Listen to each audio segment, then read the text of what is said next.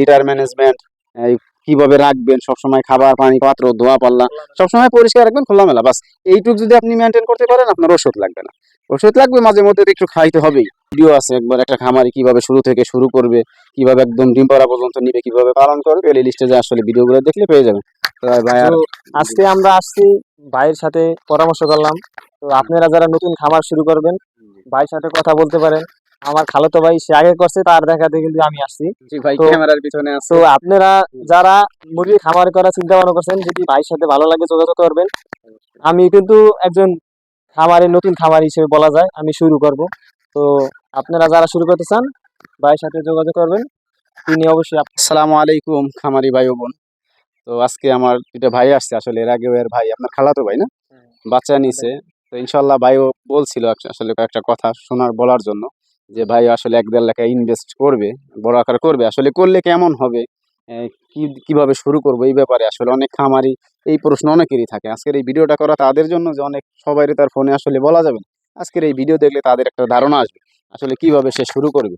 প্রতিনিয়ত আমি ভিডিওতে বলি ভাই যে অল্প দিয়ে শুরু করেন, যেহেতু আপনি আজকে আপনার ভাই 100 নিবে, ওইখান থেকে যদি হয় 2-4 মাস পর তার মুরগিও ডিম পারবে। যদি মনে করেন তার হয়, আপনি আমার কাছে তো আবার এভেলেবেল, যে কোনো সময় আমার বাচ্চা আছে, ইনশাল্লাহ নিতে পারবেন। ফার্মি মুরগি মানে এমন একটা জাত, আসলে এটা আপনার ভাই পালছে জানে, শুধু সবাই। ফার্মি মুরগি পালন করে যদি লাভবান না করা যায়, আমি মনে করি না পৃথিবীতে কোনো খামার করে কেউ লাভ করতে পারবে। ইনশাল্লাহ আমি কিন্তু এইখান থেকে এই কয়েকটা মুরগি আছে, এমনও কিন্তু আমার মুরগি না, এইখান থেকে আমার একটা সংসার চালাইতেছি। আমি নিজে মাদ্রাসায় পড়ি, আমার 2টা ছেলে মাদ্রাসায় পড়ে। এইখান থেকে একটা দোকান আছে, দোকান ওইভাবে করতে পারতেছি না, একবেলা করি নয় করি না, মাদ্রাসায় আছি। এইখান থেকে ইনশাল্লাহ খুব লাভবান হইতেছি। এরপরে আমি ইনশাল্লাহ টাইগার উঠবো উপরে ছাদ দিয়ে, মানুষ টাইগারের একটা চাহিদা আছে, এই কারণে টাইগারটা উঠাবো।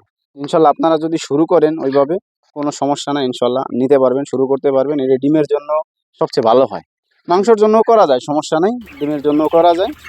ইনশাল্লাহ যদি কোনো প্রশ্ন থাকে এর ভিতরে আপনি করতে পারেন, আপনি বলেন। আর আমার প্রশ্ন হচ্ছে যে, আমরা তো স্টুডেন্ট মানুষ, তো আমরা আমার খালাতো ভাই নিছে বিগত 2 মাস আগে, তার থেকে কিছু মুরগি নিছে, আজকেও নিতে আসছে। তো আমি আর আমার ভাই বললাম যে, তো তুই তো নিছোস, তা মুরগি মাশাল্লাহ, আর মুরগি যা দিছে রোদ করে সুস্থ আছে, যেমনটা মানে ভাবছি ততটা হয়নি। প্রথম হিসেবে ওর মুরগি অনেক অনেক সুস্থ আছে।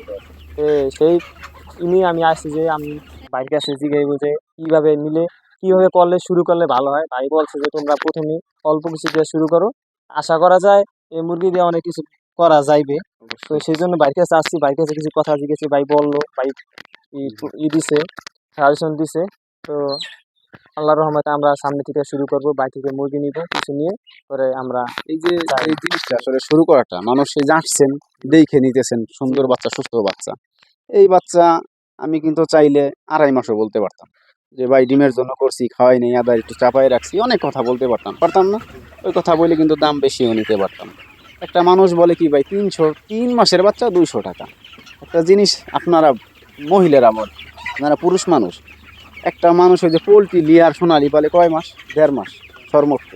1.5 মাস একটা মুরগি পাললে তার যদি কেজি হিসেবে বিক্রি করে 1.5 কেজি হয়, এভারেজ 1 কেজি হয়। 1 কেজি মাংসের দাম বাজারে 2 থেকে 250 টাকা। 1.5 মাস বিক্রি করলে যদি 250 টাকা একটা মুরগি বেচা যায়, তাহলে 3 মাস পাইলে কিভাবে একটা মুরগি 200 টাকায় দেয়? সম্ভব? তারা আসলে কোনোভাবে সম্ভব না, হয়তো রিজেক্ট, নয়তো কোনো সমস্যা, নয়তো মাসের ভুল। মানুষ এই কথা বলে আসলে ব্যবসা করে, এইগুলা দেখে ফলো করে ব্যবসা করবেন। আসবেন খামারে, সুস্থ সবল বাচ্চা নেবেন, আশা করি ইনশাল্লাহ খামার করে সফলতা অর্জন করতে পারবেন। আর খামারে সবসময় চারিদিকে বেড়া থাকবে না, মানে কোনো পার্টিশন থাকবে না ভাই, এটা একটু হ্যাঁ খোলা থাকবে, পর্দা থাকবে বৃষ্টি বাদল আসার জন্য। আর সবসময় লিটার ম্যানেজমেন্ট একটু পরিষ্কার রাখবেন।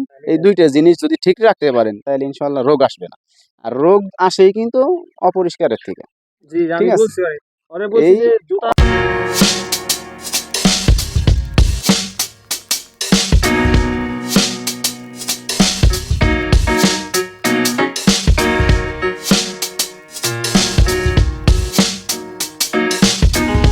জুতা পরবি, যেটা ভিতরে নিবি না।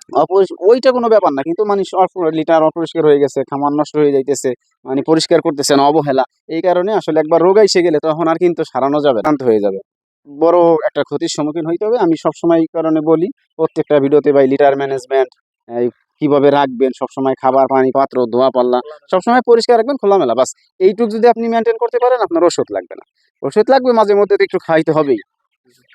প্রোডাকশনের জন্য যে ভালো থাকে মুরগির স্বাস্থ্যের জন্য ইনশাল্লাহ আশা করি।